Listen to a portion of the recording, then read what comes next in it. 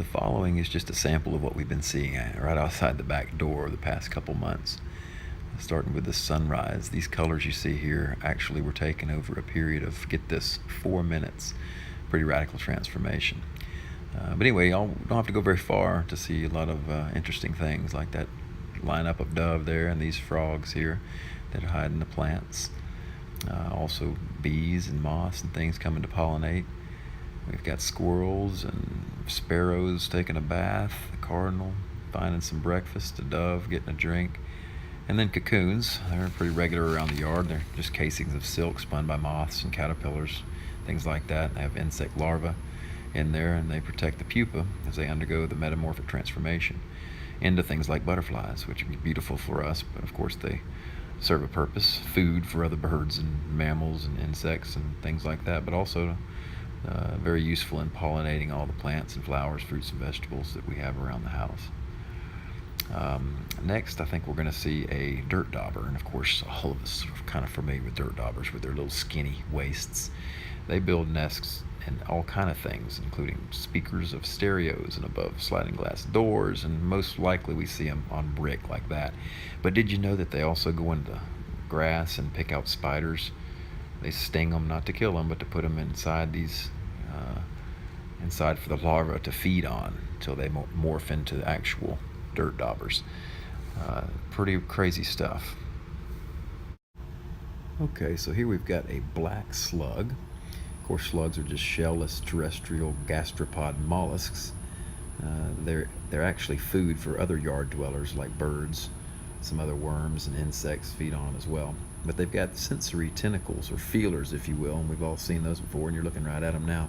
But the upper set is to sense light, and the lower set is their sense of smell.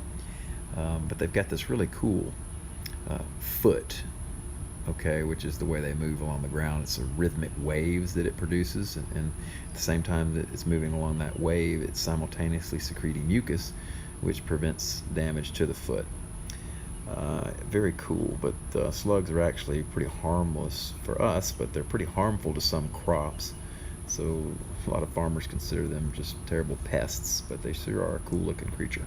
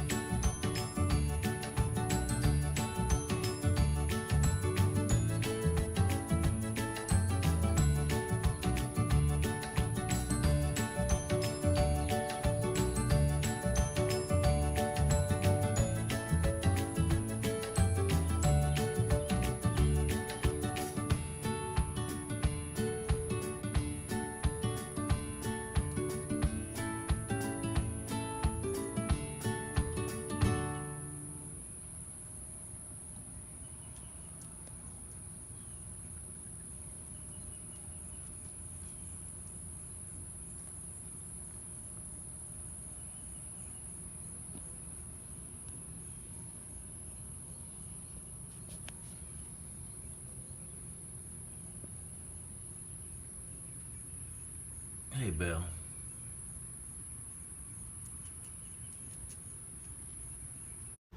Here we've got a toad, a type of frog that all of us have seen hopping around the yard.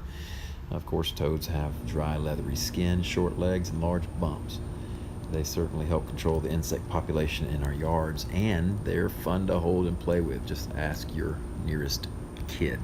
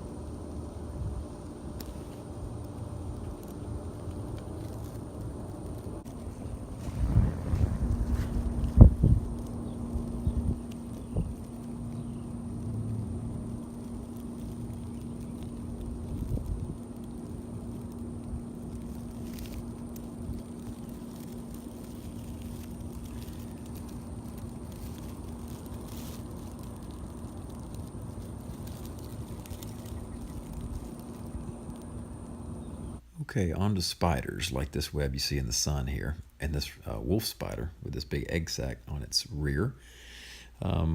Wolf spiders are interesting in that they don't spin webs at all, but actually they have great eyesight, and instead of spinning webs and waiting for their prey, they run really fast around the yard, and they pounce on their prey. And they've got really powerful jaws, and when they bite, they kill. But also, these riding spiders have webs, and they help control, as do the wolf spiders, the mosquito population and the small insect population. So from our neighbor behind us with this pool swamp experiment that they still have ongoing, we certainly thank our spiders for doing their job. Here's a couple dragonflies we've seen around the house lately. I wasn't familiar with this, but they're actually voracious predators. They're almost exclusively carnivorous, and they feast on mosquitoes and moths. Pretty crazy. Okay, and then there's the ants. Need I say anything about the hard-working ants? These particular ants were taking a headless cricket across our back patio. They came out of the grass from one side of our yard and covered at least 18 feet across the patio. And what they'd do is they'd fan out in front of this food source as they walked it across the patio. They had a line going all the way across to their hole on the other side of the patio, and the ones in front would continue to go up and back, up and back. And I guess the line that went all the way 15, 18 feet across the patio, the ants continued to go back and forth to keep the other ants on the right path. I mean, because they took a line straight to the hole. And so it's literally hundreds of ants, not just the ones carrying the dead cricket, but all of the other ones that are keeping him, going straight toward the hole across the patio. It's just wild to watch. But anyway, they are such hard workers.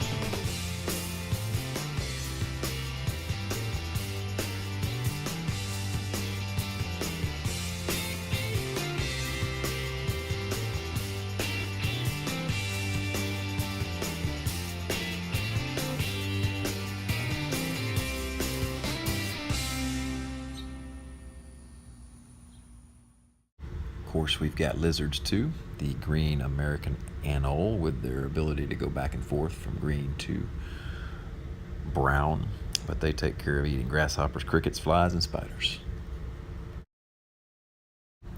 And here is our little back porch, backyard buddy on top of the stereo here. It's a little house wren. He and two other offspring came out of this little Alabama birdhouse. Some of them tried to nest in the garage out front. Had to shoo them off, but they're known for multiple nesting sites. They can be in thickets and brush piles, trees, man-made bird boxes, boots, garages, old cans, buckets, whatever, you name it. They could try to build a nest in it. But a house wren is one of the most common recognizable backyard birds. They're very energetic, happy, fast, just generally cool little birds. They got beautiful songs and they're very loud. My wife calls it the bird alarm. A lot of times on the weekend we'll get woken up because one of them's on the back porch again. But this one particular wren, and well, actually two of the three, come back to the back porch pretty regularly. They came out of the nest, came out of the egg. They flew for the first day back in March. In fact, my first half marathon I ever ran, I came home and watched them out back, all three of them, get led around in the backyard by the parents and learn how to fly.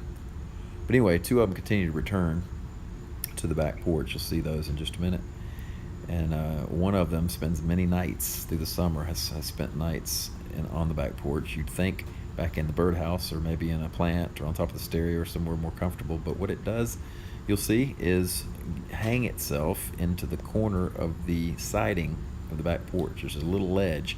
Can't really sit and lay over it. Just kind of hooks its little claws, little talons into the crack up there and just holds on, sleeps through the night. So it may be 4 or 5 days a week in a row they'll be there every night, and then it'll be gone for a week or two and then back. So it's just been on and off all summer long. So I'm assuming it's got some other spots that it likes to sleep in, considering this type of bird has those multiple spots it likes to go to. But anyway, so that's going to wrap it up for the backyard safari of the things we've been collecting. So I hope you enjoyed. Get out and enjoy what's in your backyard.